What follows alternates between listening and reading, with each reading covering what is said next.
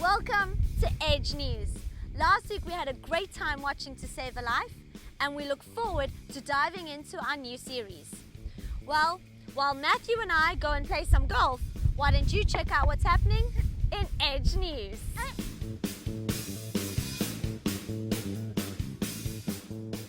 September was a bit of a tough month financially.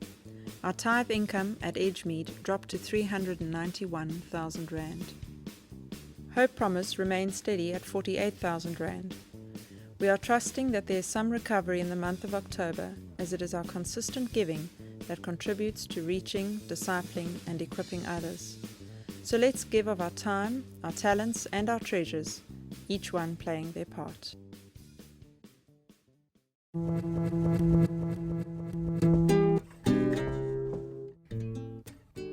This is an opportunity to give a little extra and support those who find themselves in a time of need. Our goal is to help people in their emergency, fostering self-reliance in the longer term. This is an ongoing initiative, but for the next 2 weeks, be encouraged to bring one or more items from the shopping list. For a copy of the shopping list, grab a Fill the Trolley flyer. It's that simple. Let's fill the trolley.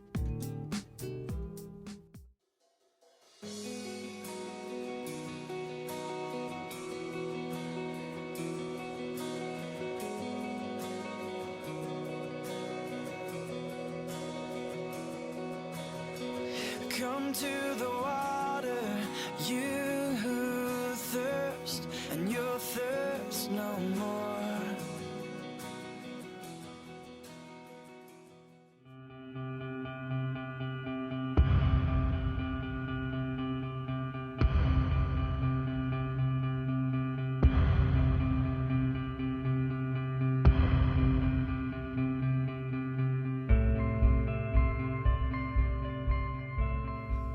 I remember the first day of high school.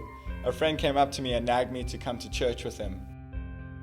When I was in high school, I had this friend who I really wanted to come to church with me, and every Friday I would invite him to youth, and every time I invited him he just kept on saying no, and I could see he really wasn't interested. So eventually I got so discouraged that I did the only thing that I really could do, and that was just to pray for him. I wanted to do whatever I could to fit in with my peers, and so I soon turned to drugs and alcohol to try and fit in and be accepted by the people around me. And every time I would ask him, he would just tell me that he wasn't interested in church, and I could see that he was more interested in getting other people's approval. But at the end of the day, you never know what God's going to do, and all you can do is pray.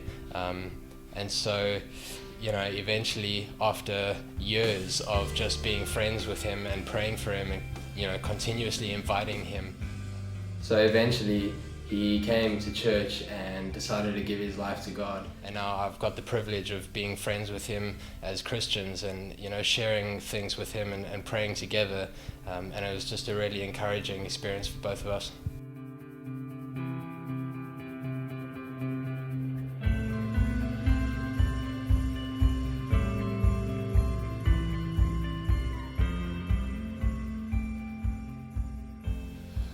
Because he prayed.